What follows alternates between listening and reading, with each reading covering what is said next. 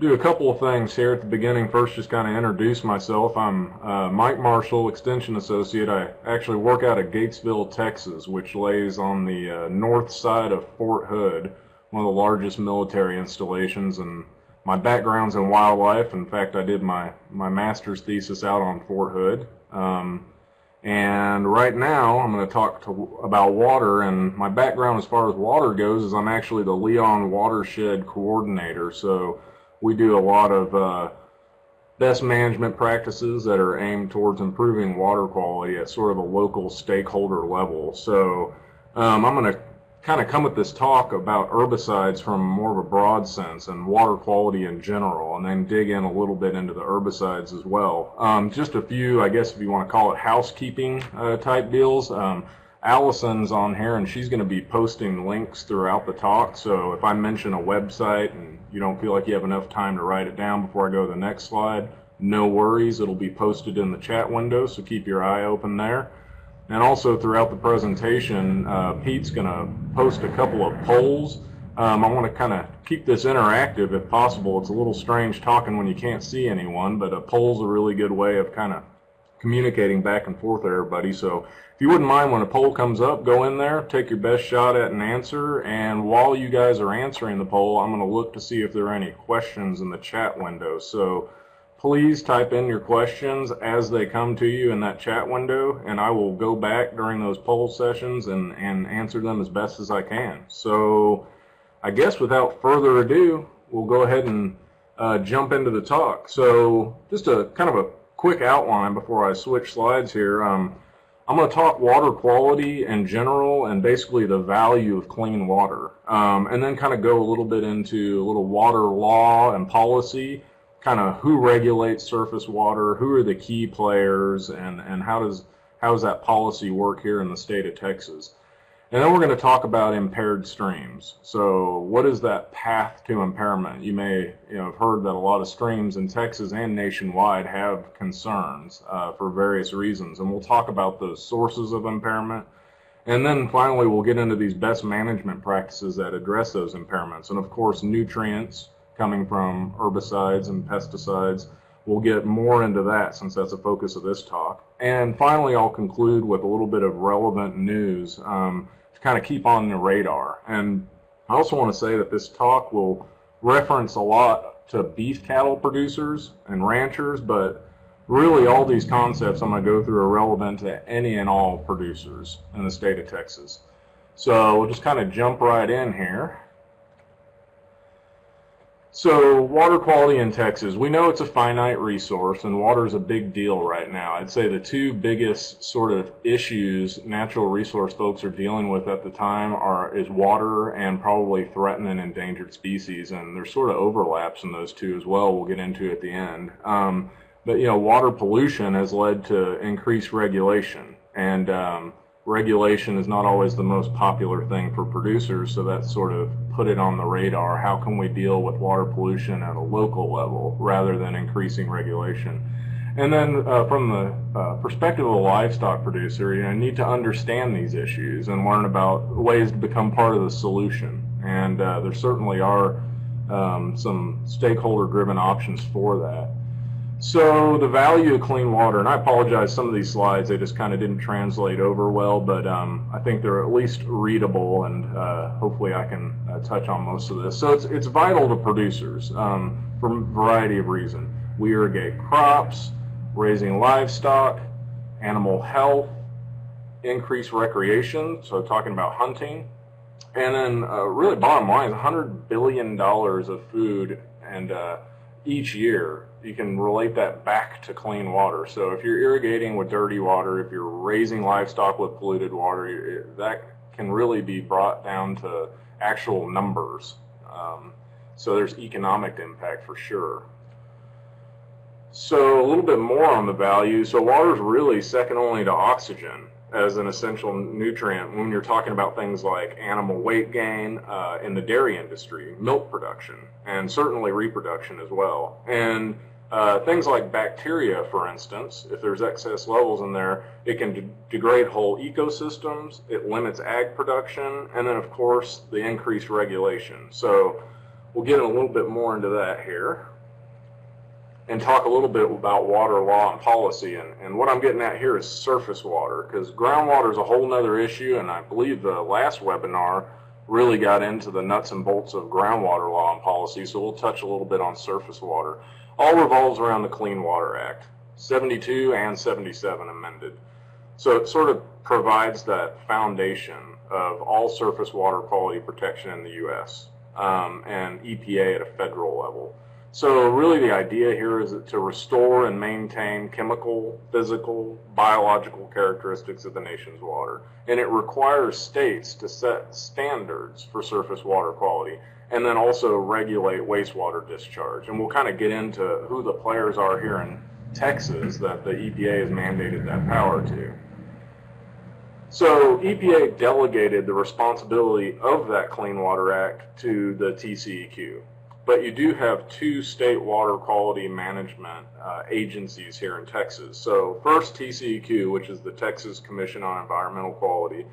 They're sort of the regulatory arm of the point source pollution and non-point pollution from urban sources. So basically, wastewater treatment facilities would fit into your point source pollution.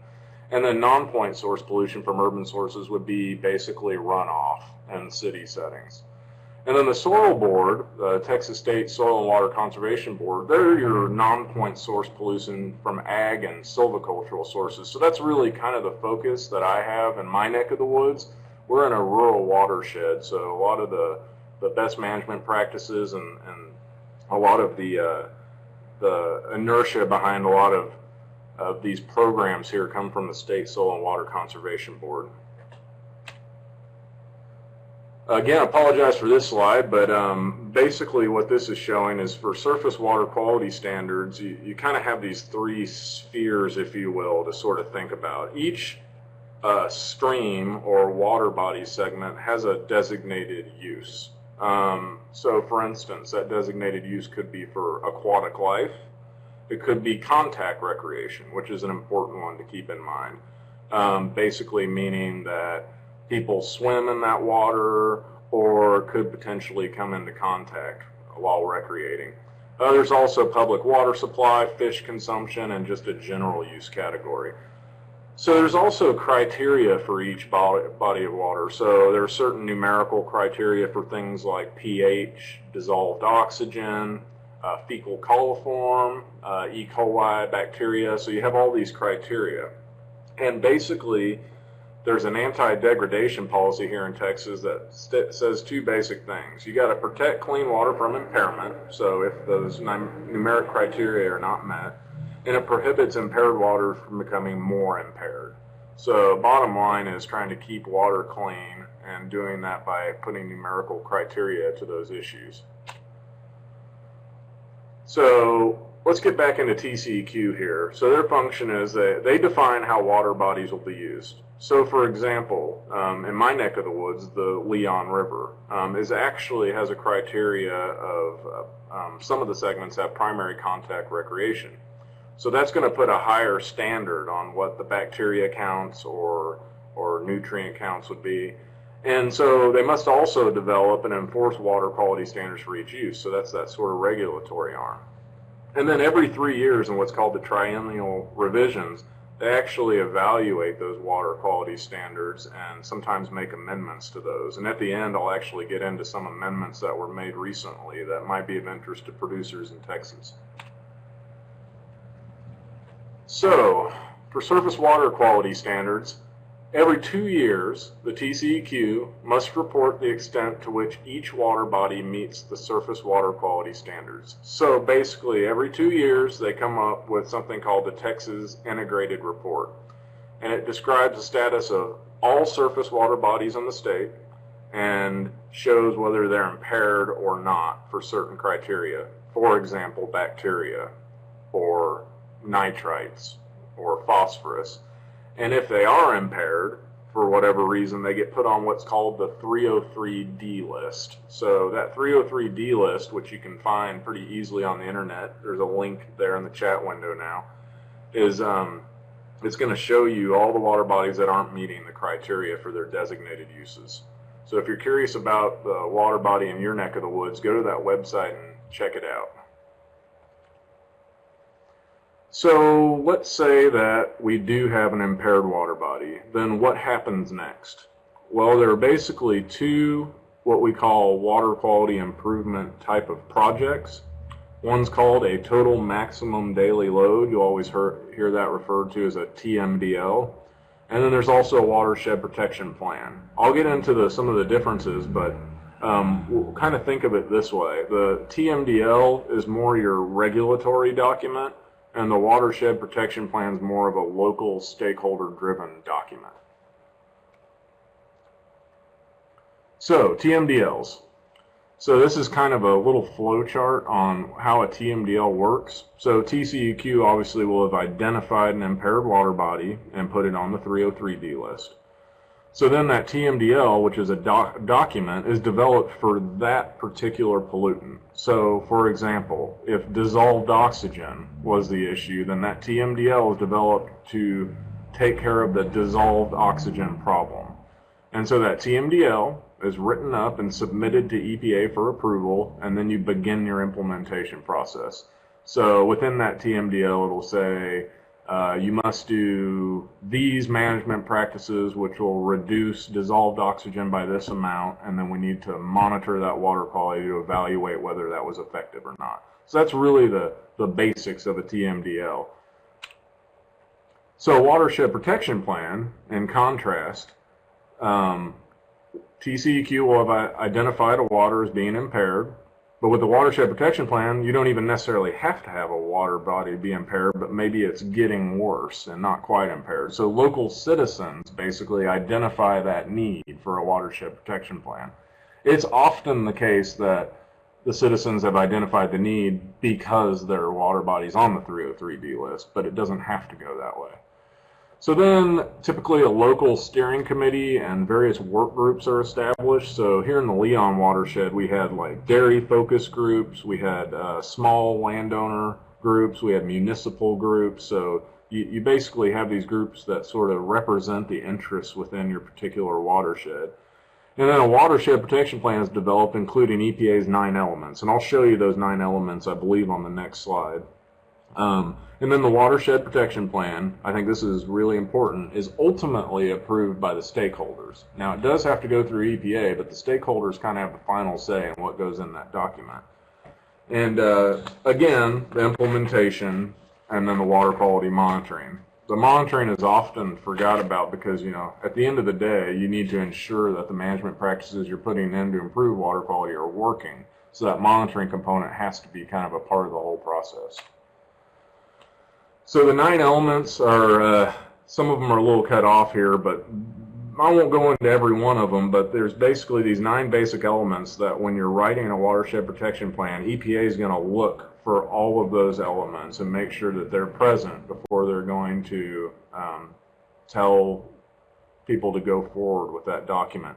So, you know, there's things like identifying the causes of impairment, estimating pollutant load reductions, describing management actions, and a lot of these are based off of modeling too. So estimating pollutant load reductions is kind of tough if you don't have an estimate of, for instance, how many deer there are or how many septic systems there are.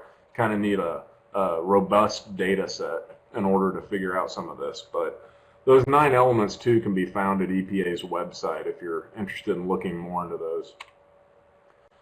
So just kind of, again, wrapping up sort of this TMDL versus a watershed protection plan. One thing to remember is that a TMDL is really focusing only on that one pollutant, whereas a watershed protection plan is a little bit more holistic in that, let's say you have a problem with bacteria. Well, oftentimes in a watershed protection plan, if you're doing best management practices for bacteria, you're in a sense addressing nutrients and you're addressing dissolved oxygen. And the most important thing, again, is the TMDL is regulatory agency driven, and this watershed protection plan is local stakeholder driven. So that's really kind of the bottom line to those two. And I guess one thing I would, you know, state too is to give you a scenario. So let's go back to bacteria again. Let's say bacteria was the pollutant of concern in a water body, and wildlife maybe is the significant contributor. Well, then I would ask you, who do you think would be regulated? Would it be the rancher or would it be the deer?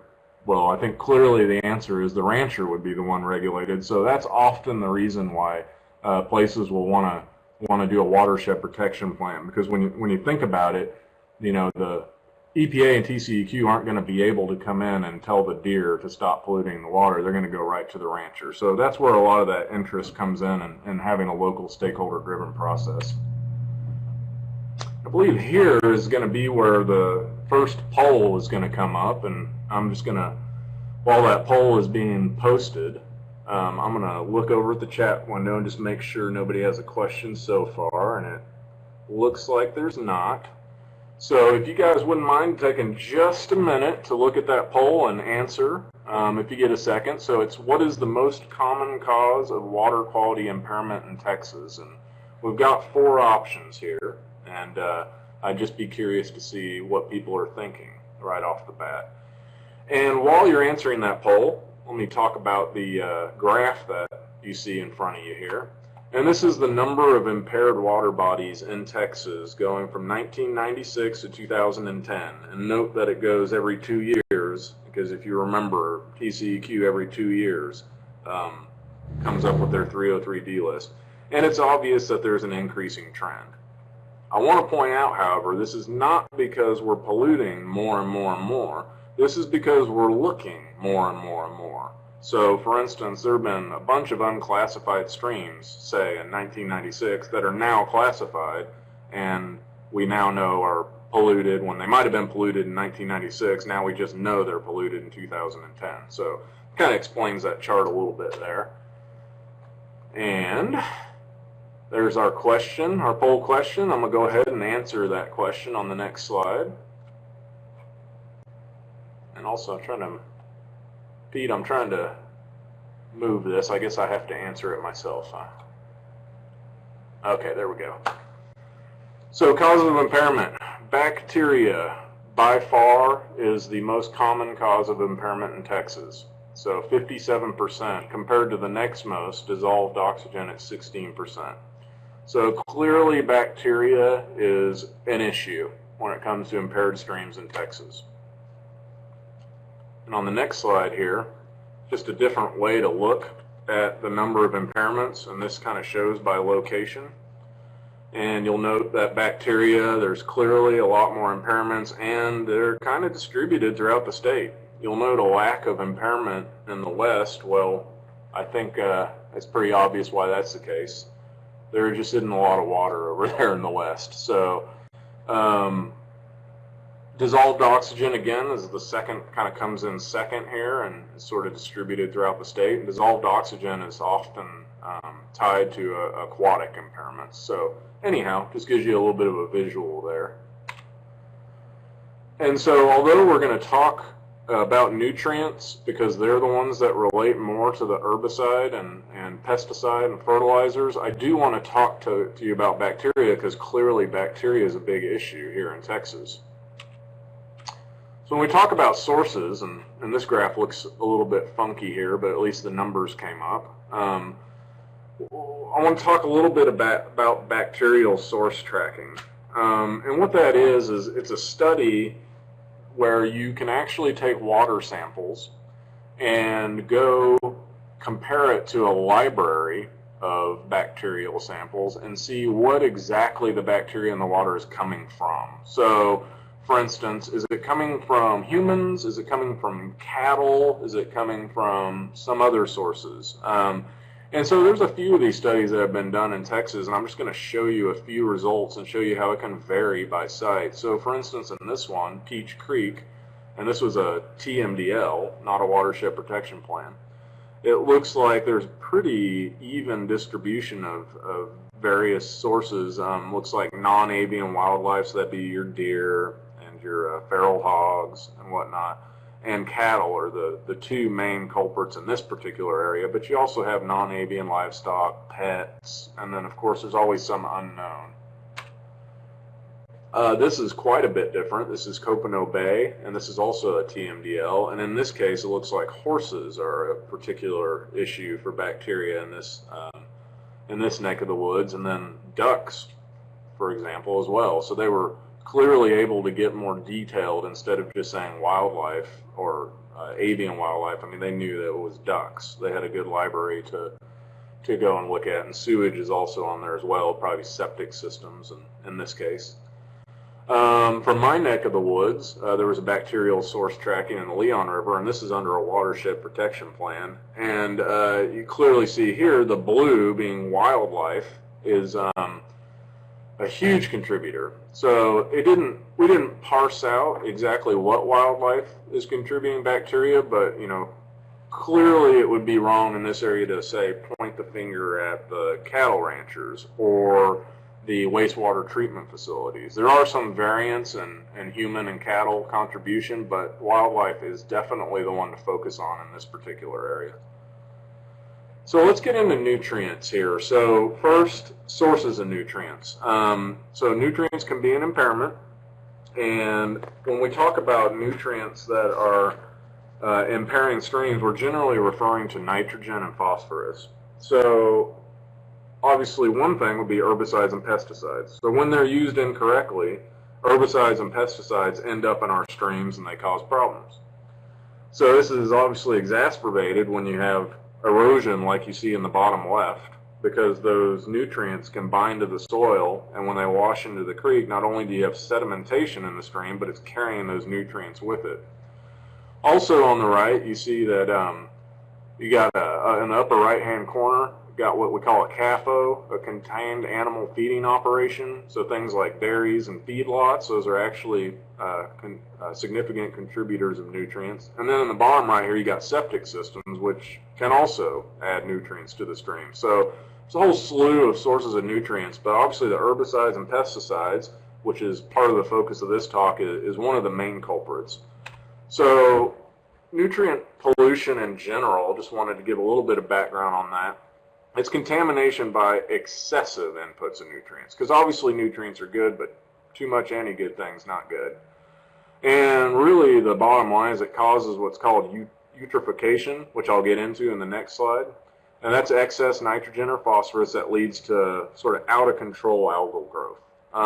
But you can also think of nutrient pollution as leading to really 4 main effects, and that would be population effects, so you have these algal blooms, and then you can think of it on a community level. So there could be species composition shifts, and what I mean by that is these algal blooms change the habitat, so you may have one fish that was at a particular number, then drop in numbers, and see another species rise in numbers, so you've affected that whole species composition. Also ecological effects, so the whole food web changes because of those community effects. Biogeochemical, I mean, that just goes back to the eutrophication, which I'll get into in a second. And one other one I'm not seeing on my slide, but I know I put in there before, was human effects. So it can lead to bad drinking water. So that's kind of the bottom line for most of us, is nutrient pollution can really lead to human illness, and if not human illness, then increased costs of treating that water. So eutrophication, I thought this diagram actually explained it pretty well. So if you look, you can have 2 different kinds of sources, well, more than that, but in this diagram there's manure runoff or runoff from fertilizers, nitrate or phosphate. So those excess nutrients reach the river and they cause increased aquatic plant growth. And then that also causes increased algal growth, algal blooms. So that depletes oxygen levels in the water, blocks the sunlight from getting through to other plants, and eventually things die, go to the bottom, decompose. That further depletes the oxygen level to a certain point where basically all plants and animals die in that stream. And really at that point you can just say that ecosystem is dead. So eutrophication, not a good thing. Here's a sort of a visual example. I'm sure we've probably all seen this before. You get that kind of green film across the top, those algal blooms, and I thought this bottom picture was good because it's kind of from the perspective of a fish. Everything's kind of clouded out. Not as much sunlight's getting through, and the oxygen's being depleted. So I want to shift gears and get into best management practices. So we kind of know the path to impairment. We know who's in charge of that, and we know we've got these options, these watershed protection plans and these TMDLs. But once we've identified our issue, then we need to know how to deal with it. And so I'm going to talk about 5 sort of general management practices, BMPs, if you will. Nutrient management. And there I want to get into soil health. That's a real big initiative now in the NRCS and other agencies as well. And then get a little bit into pest management. And really what I mean by that is I'm going to focus more on sort of the brush species and how we take care of those with herbicides. Vegetation management and grazing management, those kind of go hand in hand. And then kind of introduce this idea of riparian areas and how we might manage those and why they're important to nutrient and bacterial filtering. So nutrient management. So really when we talk about nutrient management, I want to talk about soil testing. And fertilizers are expensive. And often people use fertilizers when perhaps they don't need to use them in the first place. So a good way to get your hands or get your head wrapped around what kind of fertilizer you might need, how much you need to apply, is to do a simple soil test.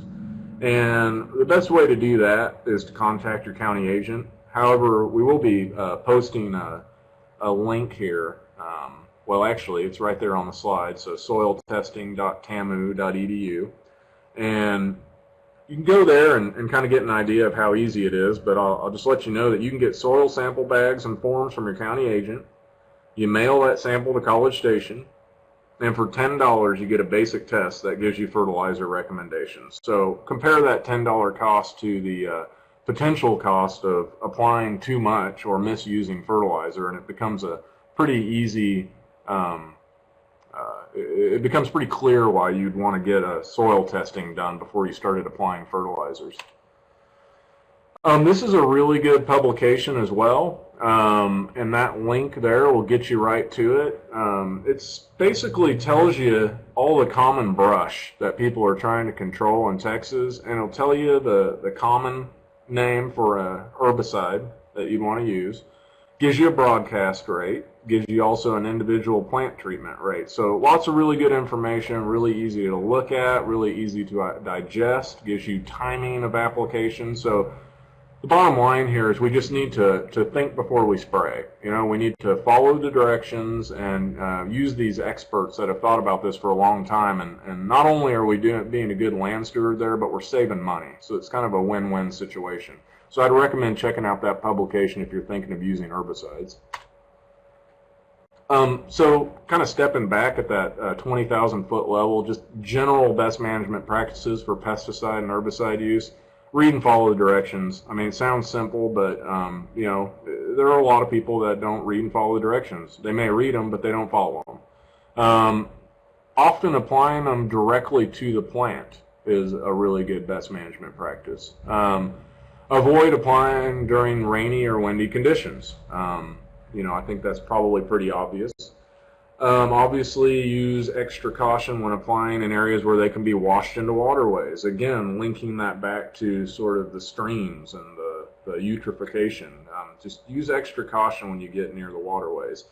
Store in a covered area. And also something I didn't put on here was that, when you're spraying out the nozzle heads or whatever, just don't do that near a well. So we're getting into groundwater there. You don't want your fertilizer or your herbicides or your pesticides going directly into your well and polluting your water. So, and always dispose of leaking containers. So soil health.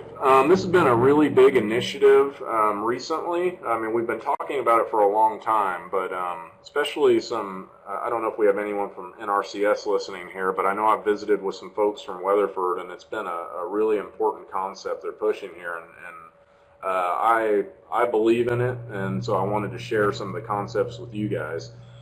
Most limiting factor in the soils in our area here in Texas is water. And this sort of tie between organic matter and water holding capacity is kind of amazing to me. So a 1% increase in organic matter in 6 inches of soil can hold up to 19,000 gallons of water in 1 acre. To me, that's very striking. So just that little bit of increase, that little bit of organic matter can really help. So how do we improve the soil health? How do we get organic matter in the soil? We'll get a little bit more into that here. There are really 5 principles of soil health, and here they are. To armor the soil, minimize disturbance, you want plant diversity, keep a living root year-round, and integrate livestock. And so I want to go into each one of those a little bit. So this armor, so it is what it is. Armor is physical protection, and it's physical protection in this case for the soil surface. So you're looking at these pictures on the bottom. I mean, it's pretty obvious which one's armored and which one's not. And why that's important? Well, there's a variety of reasons why armor is important. It actually lowers that soil temperature. It limits water loss from evaporation, which is obviously a big deal here in Texas, where we're all praying for rain. Reduces sort of this hoof action, the compaction of the soil, and does the same for equipment.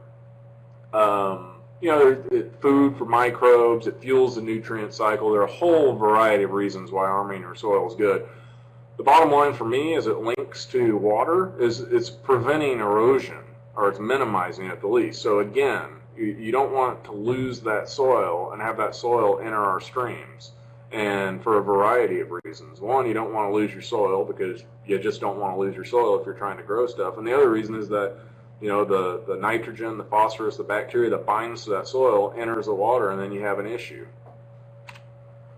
So the second principle, minimizing disturbance. When we talk about disturbance, we're talking about things like tillage, we're talking about overgrazing, and pesticide use, heavy pesticide use, herbicide use. So healthy soils, they have this really good structure, if you will. They have a balanced fungal bacteria kind of population, and I'll get a little bit more into that. It's like a predator-prey relationship happening in that soil. And what happens, as an example with tillage, is you're destroying that soil structure. So you're altering that predator-prey relationship, you're killing earthworms, you're burning up organic matter, which, remember, increases our water holding capacity. So not that we take disturbance away, but we really have to minimize that disturbance when possible.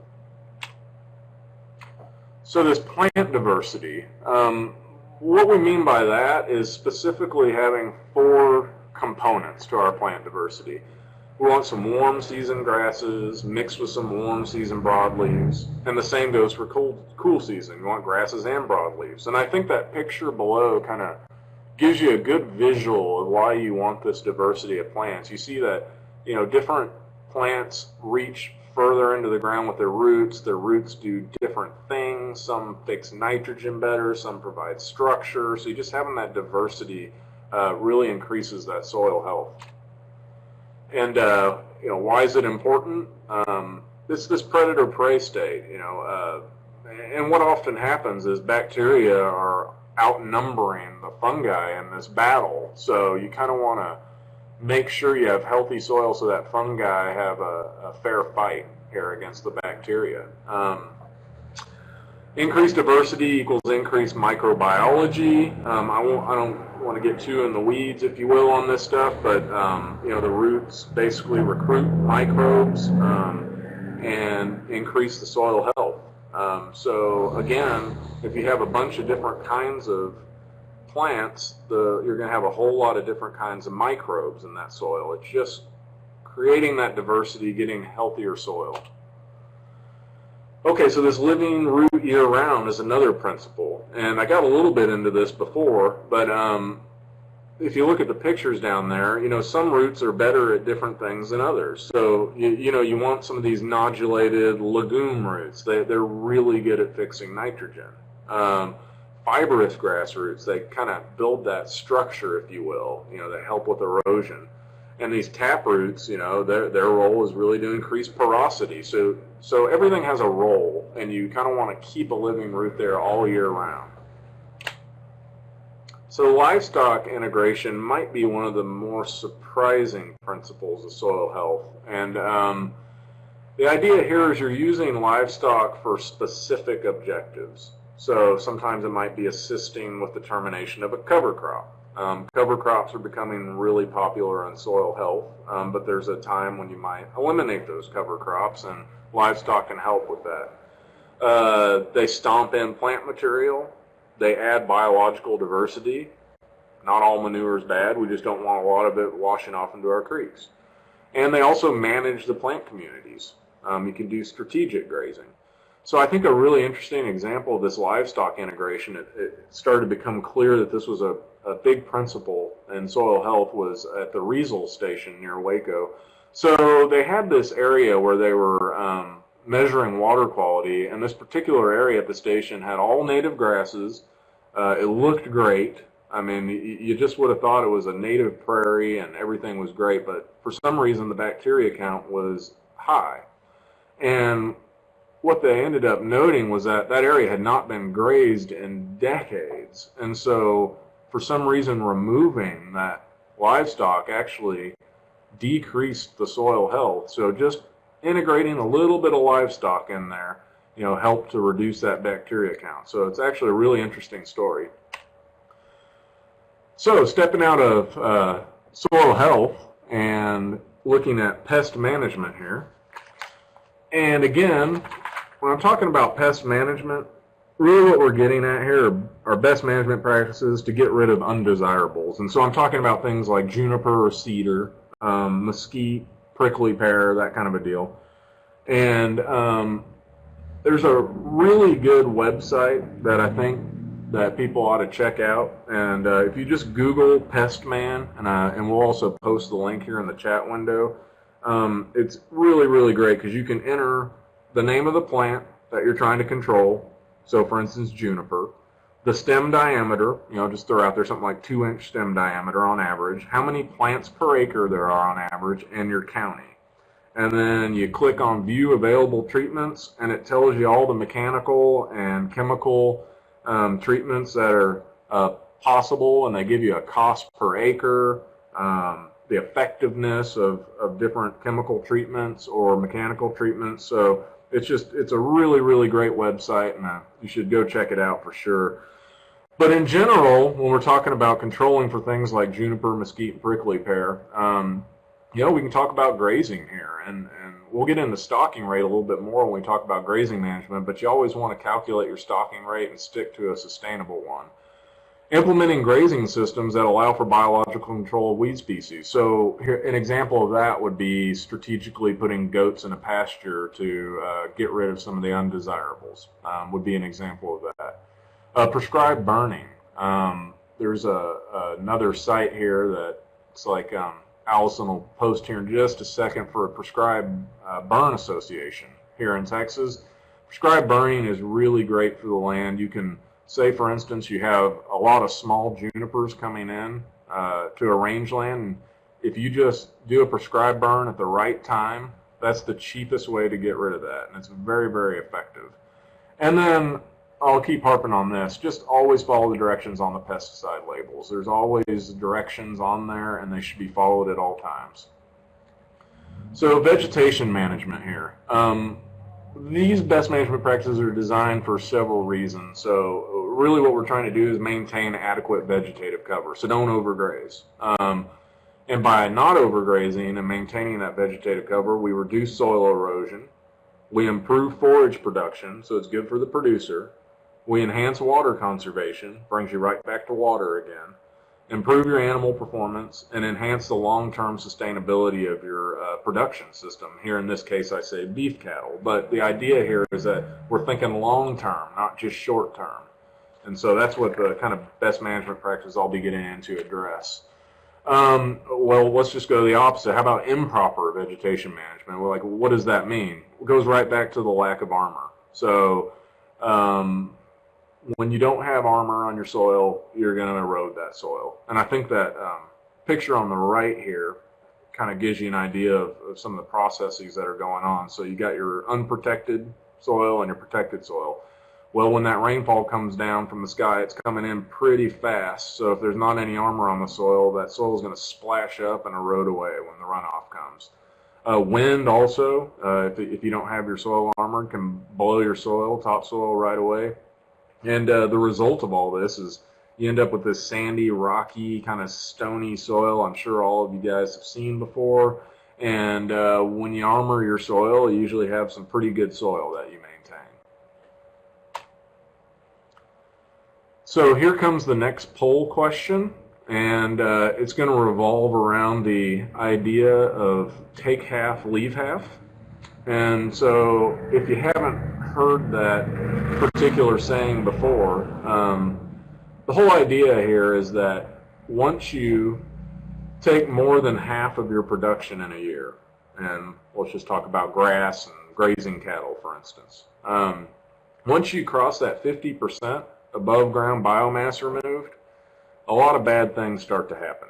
So you slow your photosynthesis, your root development is reduced, and moisture and soil nutrients for plant production are reduced as well. So what I have here for the poll question is just sort of a hypothetical here. So we've done some studies and looked at what happens when you graze 50% of the biomass, 75%, 90%. So what do you guys think happens to root growth when 90% of the above ground biomass is grazed?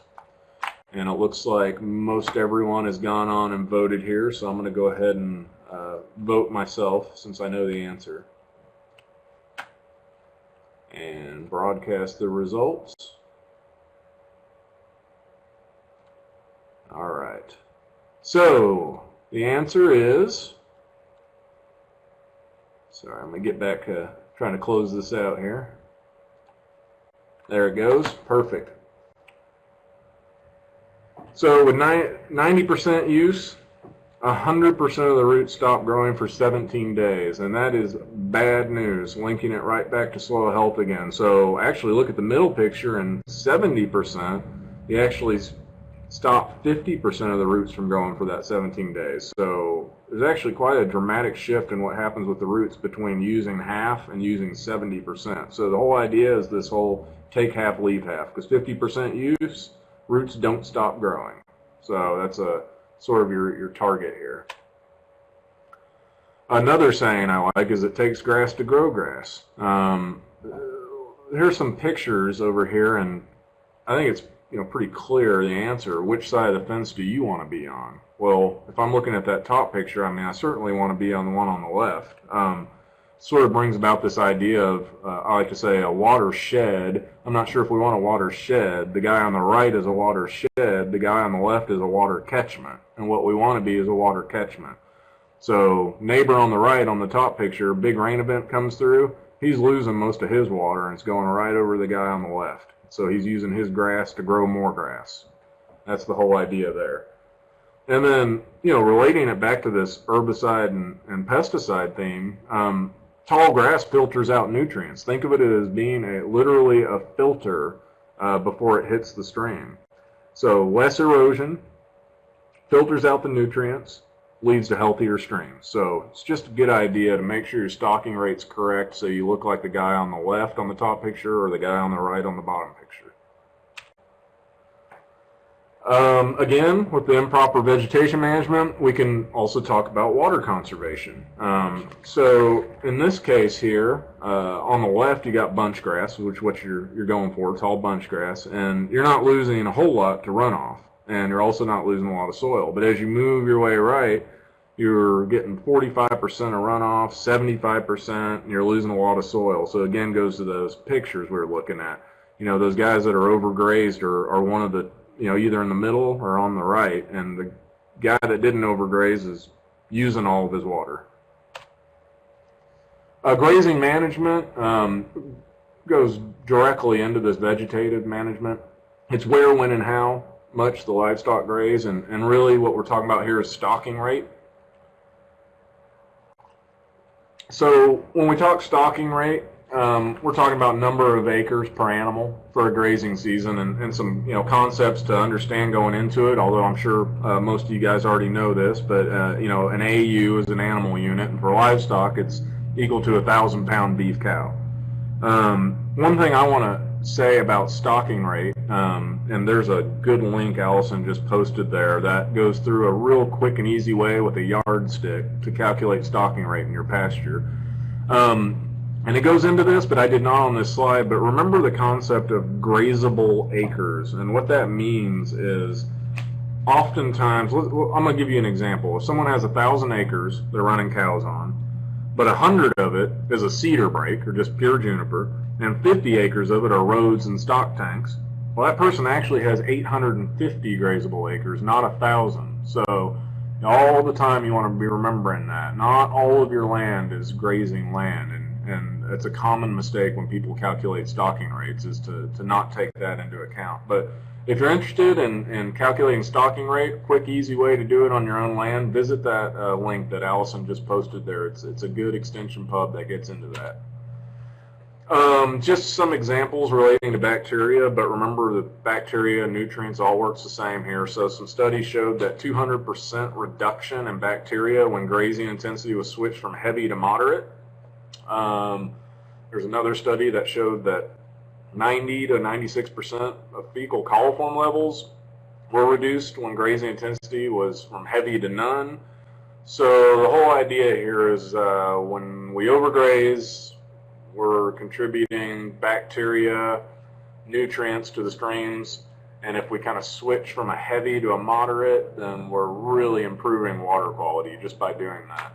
And also, at the end of the day, we're improving our investment and our sustainability of our ranch. So just kind of summarizing all that, the key is maintaining adequate vegetative cover. Pay attention to your stocking rate and grazable acres, and then you just want to kind of seek that balance of your your harvest efficiency, your resource conservation, your water quality, and your individual animal performance. And there's lots of good sources to help you do that. And again, I would say to go check out that publication on the stocking rate.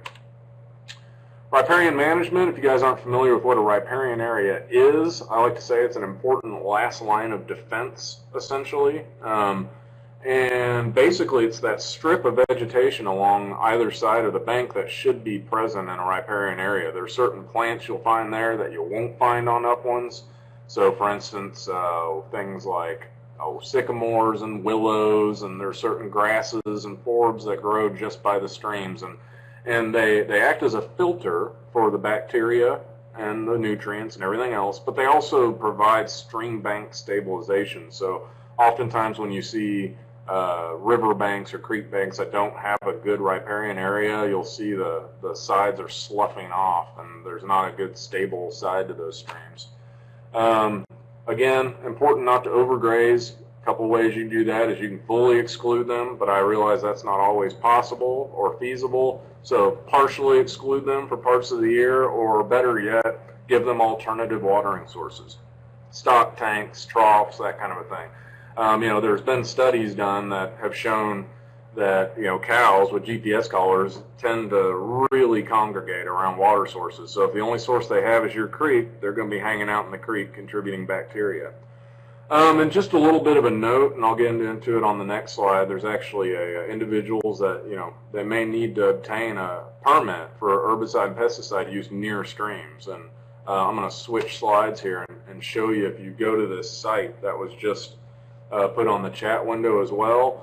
It'll help you kind of walk through whether or not you need to be permitted to do certain things. It's this flow chart. Are you treating an area of more than 6,400 acres? Yes, no. And you follow the flow chart. It gives you your requirement levels, and it's pretty quick and easy. In general, if you get that pesticide general permit, you can do some of the following: other insects, or mosquitoes, vegetation and algae, animal pests. There are a variety of things that you can do under this general permit. So if you have questions about whether or not you need a permit, visit that site, and I think that flow chart is pretty useful. Last thing with riparian areas, this idea of filter strips. And so besides just having this vegetation right along the bank, we can actually have a larger strip that kind of provides that last line of defense, keeping more trees, more tall grass, more vegetation in this strip, so that when runoff and erosion comes down from the upland, the velocity of that is slowed down and the nutrients are taken up by those riparian plants instead of going into the stream. Here's some pictures. make it pretty obvious. The one on the top there, it does not have a good riparian area, and you can see the algal blooms, the sand depositions, and then over there on the right, you can see just simply having some good riparian grass there in a strip filtered out all that sediment there, and along with it, filtered out the nutrients and bacteria that it was carrying. So very effective use of filter strips. Just some numbers to throw at you just to kind of prove the effectiveness of it. There's a couple of studies here where fecal coliform or bacteria was reduced, 43 to 74%, and the second case greater than 99% just by putting a buffer of 9 meters in the first case, or somewhere varying between 1 to 25. But you'll also notice slope is in there, which goes into my next slide. There's been studies that show that if you have certain degrees of slope, you need certain minimum widths for those buffer strips to be highly effective. So 1 to 3%, 25-foot strip. 4 to 7%, 35. 8 to 10%, 50 foot. So it's good. It's from the USDA NRCS Field Office Technical Guide. So just so you know, it makes sense, right? If there's a greater slope, that stuff's going to be moving faster. You're going to need more vegetation there. Summarize the riparian stuff. Riparian areas, they're environmentally sensitive, and they obviously deserve protection because they protect us ultimately from water quality issues. Full exclusion is obviously the best if you're a rancher running cows, but that's not always practical. So if it's not, there are other BMPs that help, things like partial exclusion and filter strips and whatnot. I just wanted to put some technical and cost share assistance type links here for you before I get into my last section, which is some news. Soil and Water Conservation Districts. I mentioned the Texas State Soil and Water Conservation Board, NRCS, great people to get a hold of if you have any questions about this kind of stuff. Texas A&M AgriLife Extension Service, that should read. Obviously, that's who I work for. We're here to provide technical assistance on any of these kind of issues. Financial assistance. Texas State Soil and Water Conservation Board, they have 319 grants where that's for issues of runoff, non-point stuff. There's various programs within the NRCS, like the Farm Bill just changed, but some of these still exist, right? EQIP funds, wildlife habitat incentive. The idea here is good wildlife habitat is often really good for water. The Farm Service Agency has a variety of programs as well. So those are just some agencies you may want to look into if you're interested in doing any of these best management practices. So I'm going to wrap up here, and there's going to be one final poll associated with this page, and I'm going to go through a couple of sort of things in the news to keep on your radar, and I'm also going to go over this chat window real quick and see if I've missed some questions. Let's see. Okay, John, looks like Allison answered your question. Okay, great.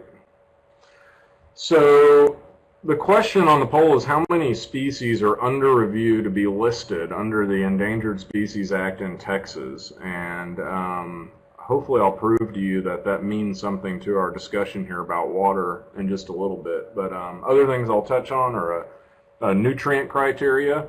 Because I don't know if you noticed on that sources of impairment, your first poll, the answer was bacteria, and nutrients weren't even on the graph.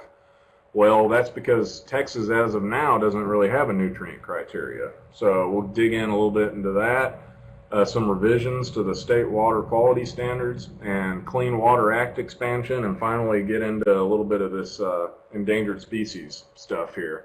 And I'll answer that poll question in about 3 slides, so we'll get back to it. Looks like most people are saying 112.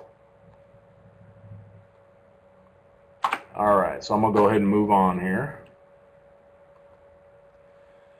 Nutrient criteria. So historically, Texas has not had one. So we've got one for bacteria, we've got one for dissolved oxygen, there just hadn't really been one for nutrients. So we get, if you have nutrient issues, it's just put on a concern list, not an impaired list, so there's no regulatory requirements there. Well, EPA recently has mandated that states incorporate a numerical criteria for nutrients, so that's sort of ongoing right now, and I got some sources on here. You'll also find it in the chat window to kind of look into this. it's an ongoing process. They're developing a criteria as we speak, and they actually have applied a numeric criteria for 75 different reservoirs. And so that's ongoing and something to keep in mind. My thought is if they do come up with the criteria for nutrients and it's applied, then all of a sudden that'll take over bacteria as being probably our #1 impairment. That'd be my guess, at least. Primary contact recreation. So there actually has only been a primary contact recreation 1 standard before, and that 126 you see on the first bullet, that's colony forming units per milliliter. Well, now, because of a stakeholder actually in my watershed that approached TCEQ about adopting a contact recreation 2 standard of 206, that's now in the books. So it's awaiting EPA approval, but if it gets approved by EPA, there will be this other category. So the reason this is a deal is if you live in a rural area, oftentimes wildlife is a significant contributor. And oftentimes there may be 1 or 2 people that swim in that creek in a year, but not many people do at all. So if there are no cases of an illness, there's very limited public access, and there's local support to adopt that 206, then that watershed can operate, or that stream can operate under that 206. And so it could potentially remove some streams off the list, those ones that are between 126 and 206 as far as a bacteria count. So there's a website for you to visit if you want to read a little bit more about the surface water quality standards. A few more have changed, but that's more the important one I wanted to point out. This third bullet, this must have an RUAA, what that stands for is a recreational use attainability analysis. Bottom line for that is they go out, walk the creek or stream, they interview citizens of the area and find out if people are actually recreating in the stream. And if they find that people are, then that goes into their decision on what level they want to give for primary contact recreation.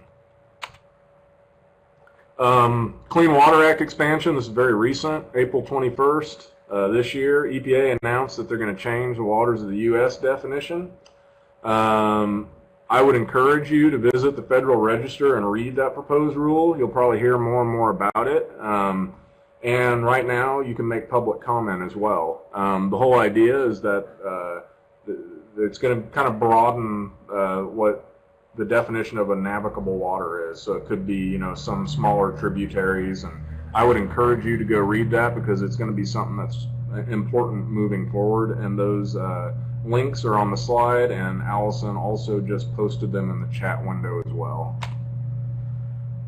112, that is correct. That's the number of species under review for listing in Texas. The reason I bring it up is because most of them are aquatic and have a potential to impact any type of regulations on streams and surface water. There's a site there that's very excellent. That's through the comptrollers where you can kind of keep track of, you know, say you live in Coryell County. Well, you can click on that county and see all the species that could be listed in your county. And just so you kind of keep it on your radar. Brazos River Shiners are one that you might have heard of. They're dependent on these pulse flow events. Fish proposed them for listing. So Fish and Wildlife Service said they should be listed, and that they also proposed 623 miles of critical habitat. And those counties there that I've listed are the counties that would have that critical habitat.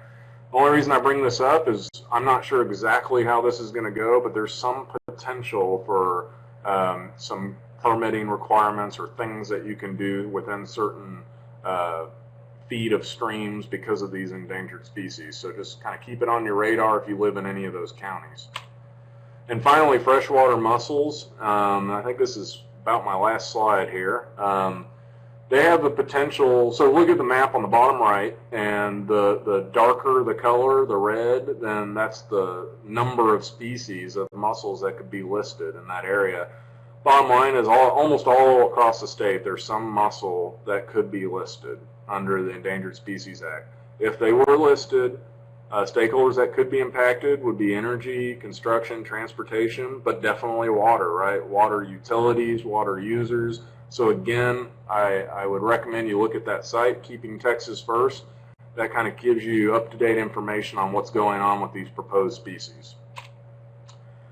And with that, it looks like 12:58. Not too bad. I guess I was almost right on an hour. So I would like to take any questions at this time, Pete, if that's all right. Yes, sir. Go ahead and take any questions you want. In the process, what I'm going to do is I'm going to go ahead and pop out a survey so that folks can answer a survey for us. It's really important to kind of make our webinars a little better. So it should be popping up. And again, I see a question there, Mike. So go ahead. So I'm seeing Pete right now. I'm looking at the survey. I don't see the question. Let me see here. Okay, look down. Probably covered up your thing. Look down your taskbar. You see like 3 little green men. Just click on it. Okay, I see it now. Right up. So Chuck, you were asking if you could receive copies of the slides. Absolutely. Pete, maybe you can help me out with that. I mean, I think they can go back and look at these slides again. But if you actually want a copy of this presentation, I would have no problem emailing that to you if that's the most efficient way. Pete, do you have any ideas on a more efficient way to do that? If folks want a copy of the slide, if they'll just type in their email address on the chat pod, we can extract the email addresses. That would be great. So yeah, Chuck, absolutely. Looks like there are some more questions coming in. John, let's see. Who's the best first contact for a multiple owner riparian area getting hammered by livestock?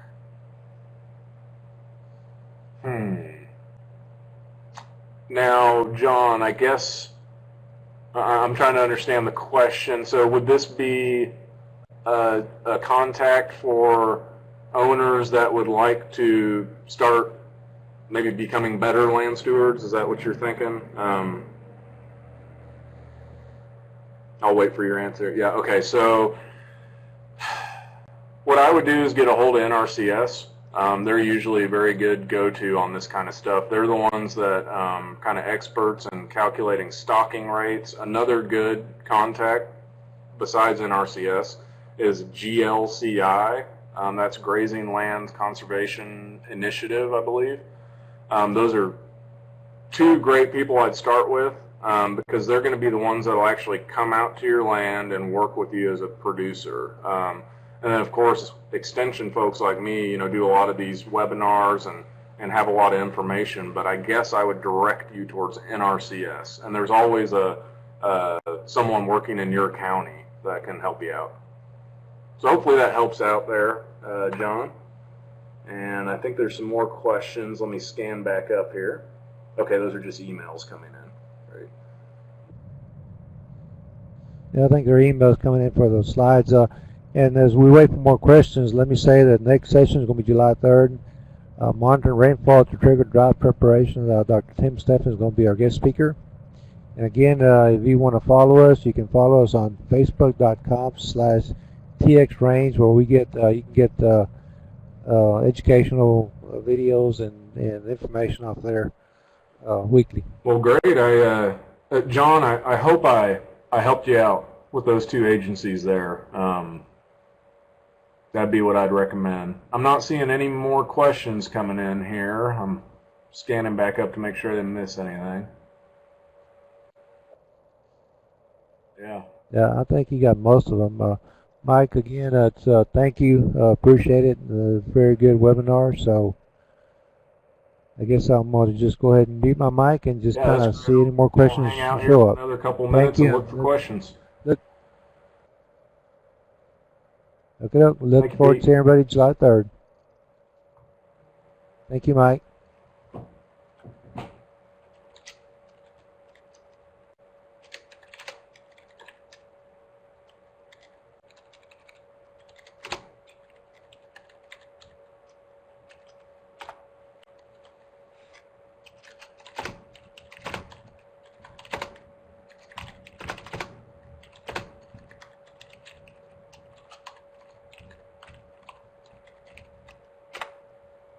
So I just put my email up for anyone that might have questions that come up after you